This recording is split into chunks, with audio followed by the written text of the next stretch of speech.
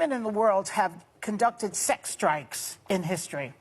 In 2003, a sex strike helped to end Liberia's brutal civil war. Yes, and the woman who started it was awarded the Nobel Peace Prize. Yes. In 2009, Kenyan women enforced a sex ban until political infighting ceased. Within 1 week, there was a stable government.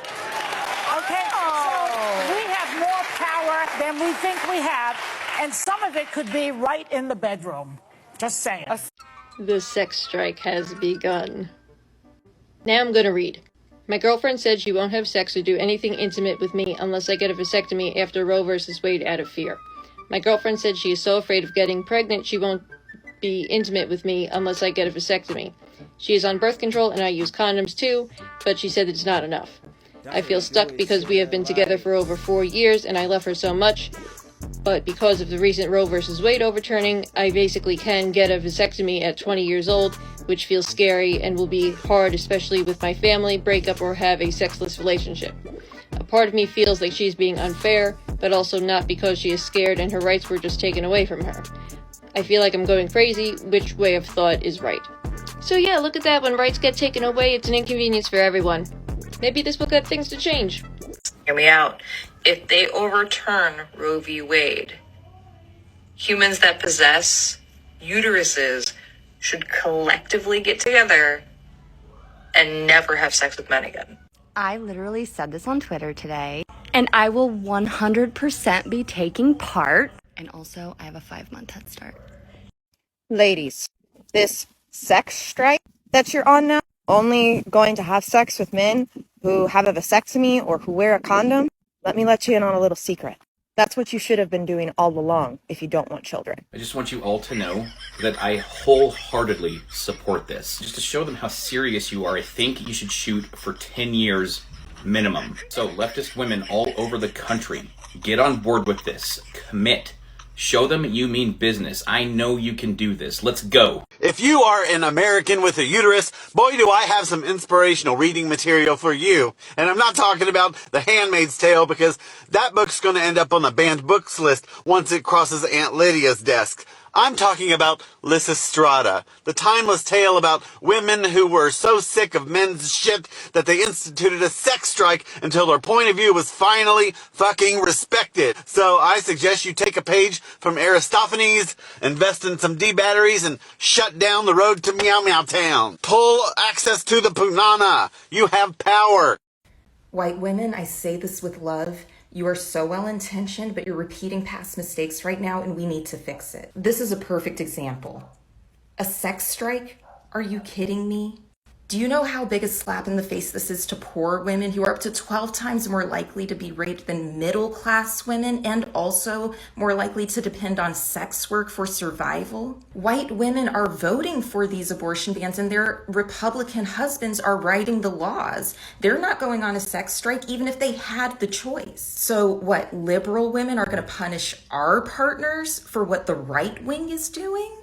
How does that make sense? You know who's not calling for a sex strike? Black women. Understand that this beautiful underground sisterhood that you're building is still not reaching the most vulnerable and targeted population. But you can fix it, white women. This is your moment to correct your ancestors' mistakes. And the way you do it is very simple. Follow the lead of Black women who have already been doing this work. Black women have literally created an intersectional framework for reproductive justice. Read it, absorb it, support it. Let Black women guide this movement. We need your voice and energy and privilege, white women, but unless this movement liberates those who are most oppressed, it will always fall flat. None of us are liberated until all of us are liberated. The way forward is clearer and easier than you realize. Black women have the blueprint for collective liberation. We just need your help to build it. I'm angry. You know, I'm getting totally screwed over here. The deal was that if I win the Hunger Games, I get to live the rest of my life in peace. But now, you want to kill me again. But you know what?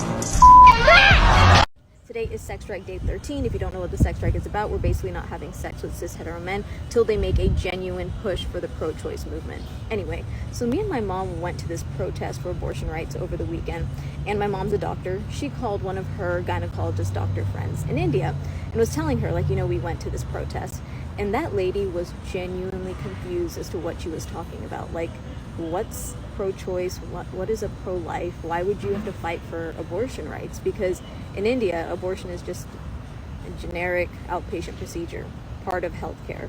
Nobody talks about it. And it makes you step back and realize, like, oh yeah, like, this entire issue was manufactured for the evangelical vote. It has no real founding in the Bible. It has no real founding in some fight for morality.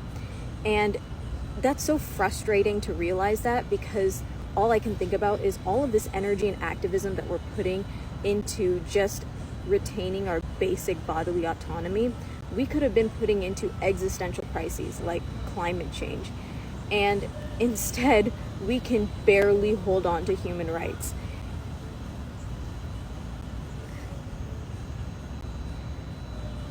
From that perspective, it's almost crushing, but at the same time, it's a really good reminder if you're ever feeling like, you know, is it immoral to have an abortion? Am I doing something wrong? Am I pushing for the wrong thing?